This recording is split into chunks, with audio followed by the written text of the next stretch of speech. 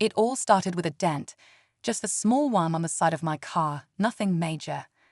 But somehow that tiny dent turned into a huge headache when the HOA president, who I'll just call Karen, decided it was a personal offense to the neighborhood. She fined me. Yep, fined me hundreds of dollars for bringing down the community's image with my damaged vehicle. I couldn't believe it. I wasn't blocking anyone, I wasn't leaking oil, and I definitely wasn't the only one with a less than perfect car. But Karen? She's got this power trip going on. The kind of person who measures your grass with a ruler and sends warning letters for mismatched trash cans. So I asked nicely. I explained the situation, even offered to park elsewhere for a while. But nope, rules are rules, and Karen lives for them. That's when I realized, if she's gonna make up problems, I might as well give her a real one. What happened next? Let's just say, I found something she definitely couldn't find or move. Something big, bold, and impossible to ignore. You won't believe the look on her face when she saw what rolled into her precious neighborhood. And trust me, that was just the beginning. You're gonna want to stick around for what happened next. So here's the thing about Karen. She doesn't just run the HOA, she is the HOA.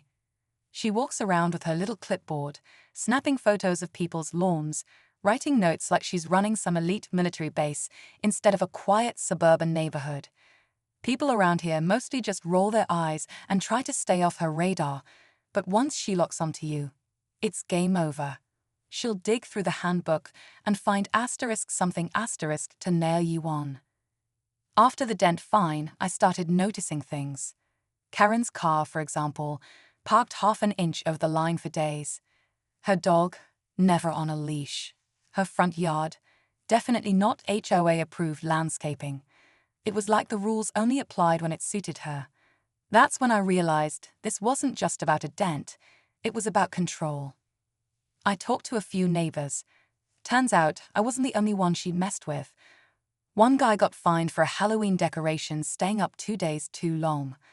Another got warned about their kid's bike being left near the porch. Everyone had a story. That's when the idea hit me. If she wanted to treat us like kids in detention, maybe it was time to bring in something she couldn't ignore. Something big enough to make a point, but legal enough to leave her speechless. Now here's where things started to get interesting. I did a little digging and found out that our HOA rules didn't actually say anything specific about the type of vehicle you could park, as long as it wasn't commercial and it was legally registered. So I figured, if Karen wanted to nitpick and twist the rules, maybe I could twist them right back. I made a few calls, pulled a few strings, and let's just say, a friend of a friend happened to own a decommissioned armored vehicle. Not a tank exactly, but big enough to turn heads, and it was perfectly legal to drive and park. The day it rolled into the neighborhood, people came out of their houses like it was a parade. Thumbs out, jaws dropped. Kids thought it was the coolest thing ever. But Karen, she froze. Just stood there on her porch, gripping that clipboard like it could stop what was coming. She didn't say a word, just watched as I slowly parked the beast right in front of my house, right where my damaged car used to be. And just like that, the power shift started. But the drama didn't stop there. Karen wasn't the type to back down, and I knew it was only a matter of time before she made her move. What I didn't expect, though, was how deep she'd dig, and how far she'd go to try and get even. The days after I parked the armored vehicle were oddly quiet, too quiet. Karen didn't say a word, but I could feel the tension. She was planning something, no doubt.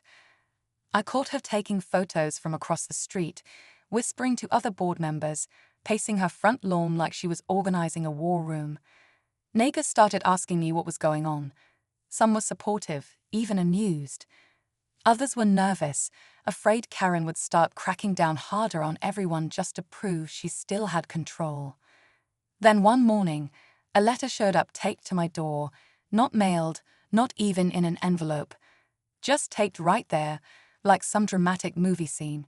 It was an official HOA violation notice, except it wasn't signed by the board. It was just Karen's handwriting, listing out new violations that didn't exist in any rule book.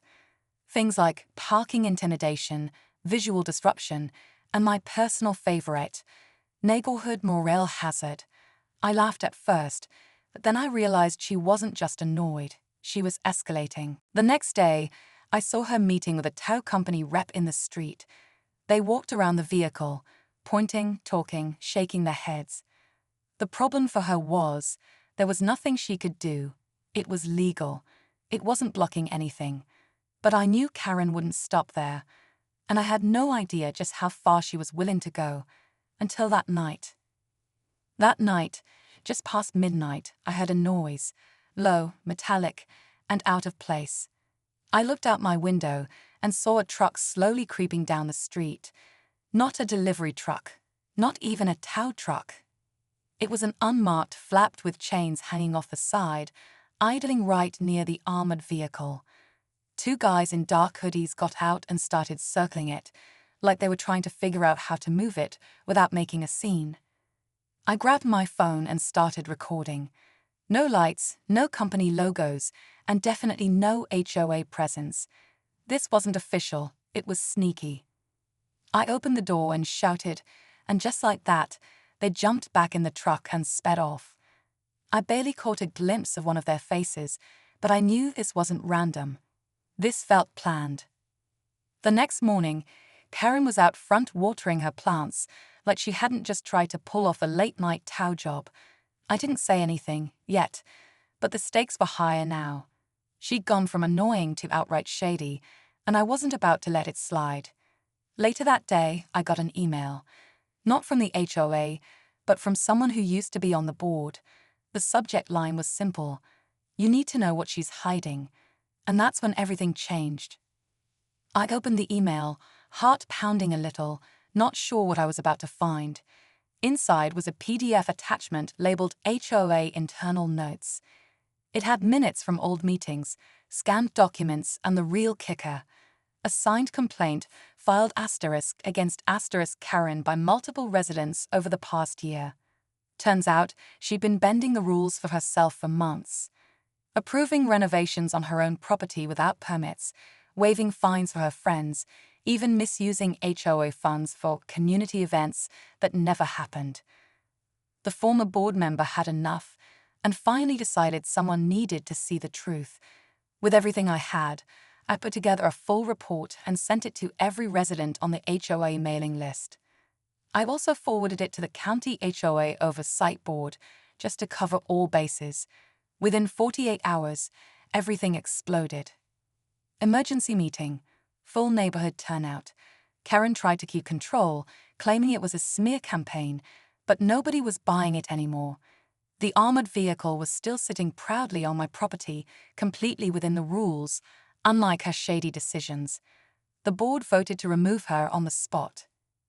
But here's the twist. A week later, I got a letter from the new HOA leadership, thanking me, but also informing me that the armored vehicle had inspired a new rule: no oversized military-style vehicles in residential zones. Fair enough. So yeah, Karen's gone, the tank's moving, and I've officially become that neighbor asterisk. After everything calmed down, the neighborhood felt different, lighter somehow. People started waving more, talking across lawns, sharing stories about their run-ins with Karen like old war tales. It was like we all realized we didn't have to live under one person's impossible rules anymore. The new HOA board seemed genuinely focused on fairness, and they even asked for resident input before changing policies. Imagine that. As for the armored vehicle, I moved it off the street once the new rule passed. No hard feelings. It had already done its job, louder than any words I could have said. I went back to parking my regular car, dent and all, without a single complaint. The best part, that same dent Karen fined me for, I kept it, not out of laziness, but as a reminder. Sometimes the smallest things can spark the biggest changes. That one scratch led to neighbors standing up, the truth coming out, and a whole system being challenged. So yeah, I didn't plan to start a mini revolution.